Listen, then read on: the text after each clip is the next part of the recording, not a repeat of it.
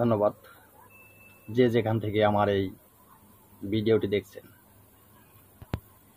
তো বন্ধুরা, আশা করি সকলে ভালো আছেন। প্রতিদিনের মতন আজকে অন্যতম একটি ভিডিও নিয়ে আপনাদের সামনে হাজির হলাম। আজকে যে বিষয়টা নিয়ে আপনাদের সাথে আলোচনা করব অত্যন্ত গুরুত্বপূর্ণ একটি বিষয়। সেটি হলো একটি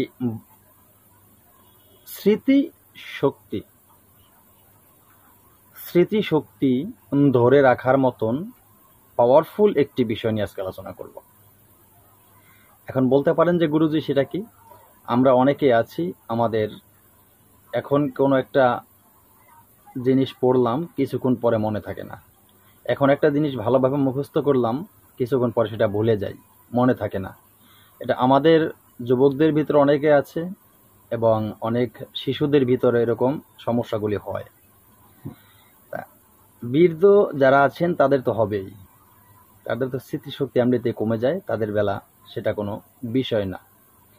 কিন্তু বিশেষ করে যেটা এখন একটি জিনিস আপনি মুখস্থ করলেন, একটি মন্ত্র মুখস্থ করলেন, কিছুক্ষণ পর ভুলে গেলেন, আপনি যখন কাজে বসবেন তখন স্মরণ নেই, তখন খুব খারাপ লাগে।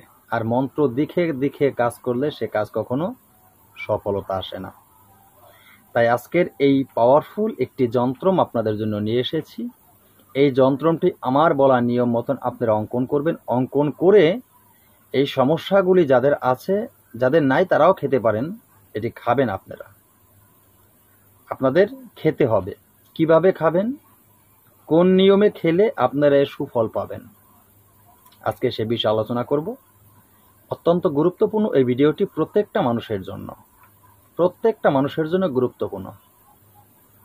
শুধু এই যন্ত্রটি আমার বলার নিয়ম মতন অঙ্কন করে আমি যেভাবে খেতে বলবো সেভাবে খাবেন।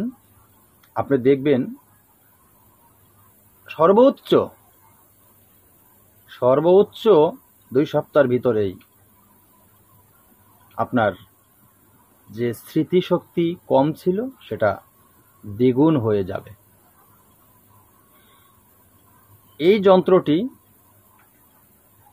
আমি নিয়মের মধ্যে সবকিছু বলে দিচ্ছি। তো তার আগেই আরেকটি কথা বলবো, যারা অনেকেই বলেন যে গুরুজি এরকম ধরনের মন্ত্র দিন, মানে যার যেরকম মনে ধরছে সেভাবে বলছেন। আমি আপনাদেরকে বলছি প্রত্যেকেরই ওই মন্ত্রগুলি আমি দিব, একটু সময় আমাকে দিতে হবে, একসাথে সবকিছু দেওয়া সম্ভব না। এই যে এখন যে ভিডিওটি দিচ্ছি, এই ভিডিওটি চেয়েছেন অনেক আগে আমার এক সাবস্ক্রাইবার, আর অনেকেই কমেন্ট করেছেন। তো তারপরও অনেক দিন পর আজকে দিতে পারলাম। তো বন্ধুরা, আমার এই চ্যানেলটি একটি প্রশিক্ষণীয় চ্যানেল। এই চ্যানেলে তন্ত্র মন্ত্র যন্ত্র গাছগাছায় রোগমুক্তি বান বিদ্বেষণ বশীকরণ উচ্চারণ মারণ থেকে শুরু করে সব ধরনের ভিডিও আমি আপলোড করে থাকি।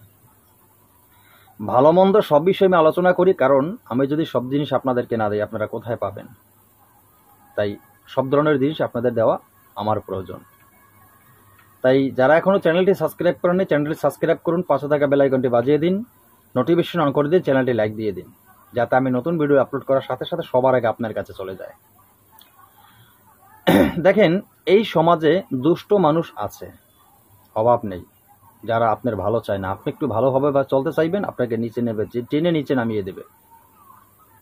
তাই তন্ত্র ক্রিয়া বেশি কম আপনার জানার প্রয়োজন, অন্তত নিজেকে আত্মরক্ষা করার জন্য আপনার জানার প্রয়োজন।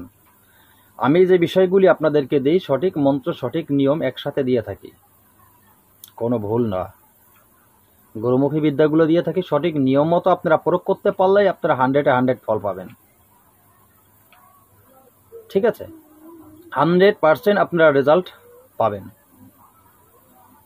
যদি সঠিক নিয়ম মতো কাজ করতে পারেন।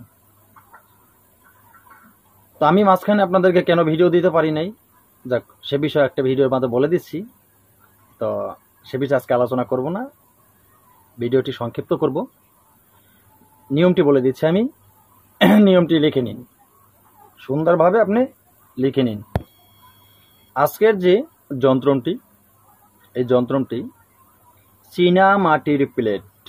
চীনা মাটির প্লেট কাকে বলে অনেকেই চিনেন না, যেগুলোকে আমরা বলি ডিনার সেট।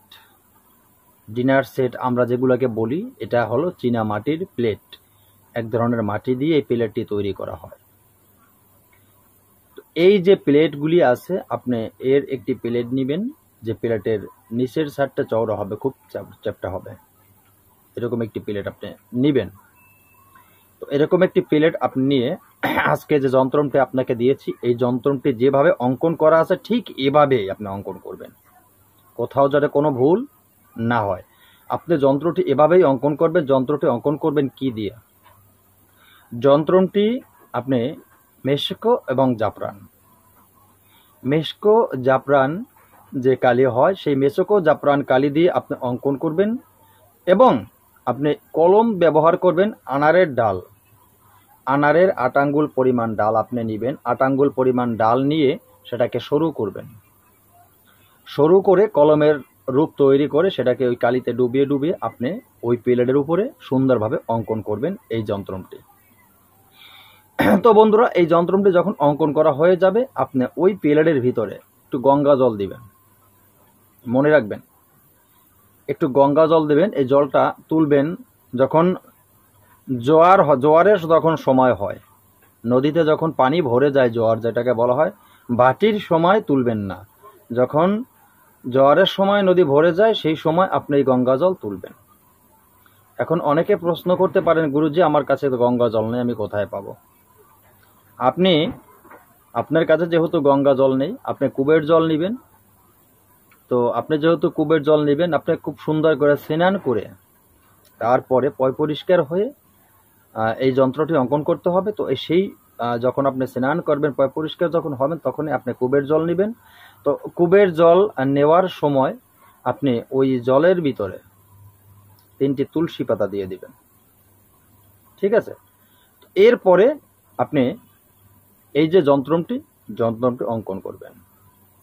তবে আরেকটা কথা যেটা বলি, যন্ত্রটি আপনি অঙ্কন করলেন, যন্ত্রটিকে প্রাণ প্রতিষ্ঠা করতে হবে।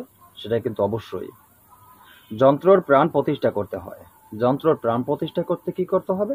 যন্ত্রর প্রাণ প্রতিষ্ঠা করতে হলে যে ওই যে একটি জল আপনি নিয়েছেন না, সেই জলে তুলসী পাতা দিয়েছেন তো 3টি, তো ওটার সাথে একটি বিল্লপত্র রাখবেন, একটি বিল্লপত্র মানে বেলপাতা।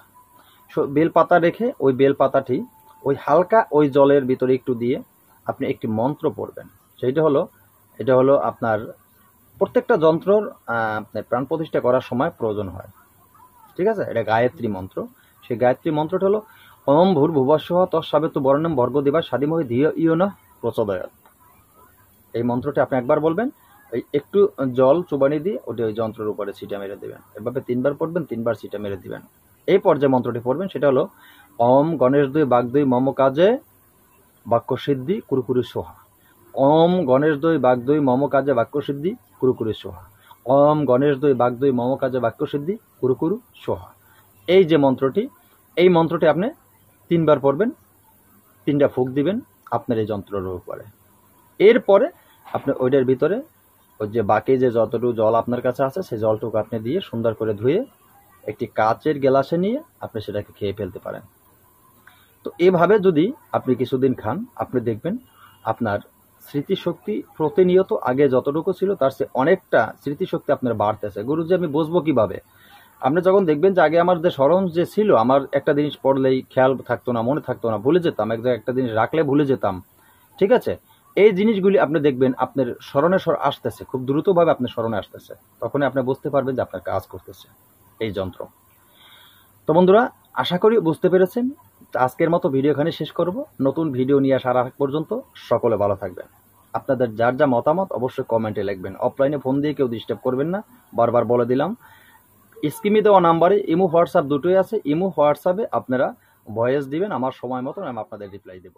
ধন্যবাদ সবাইকে, ভালো থাকবেন।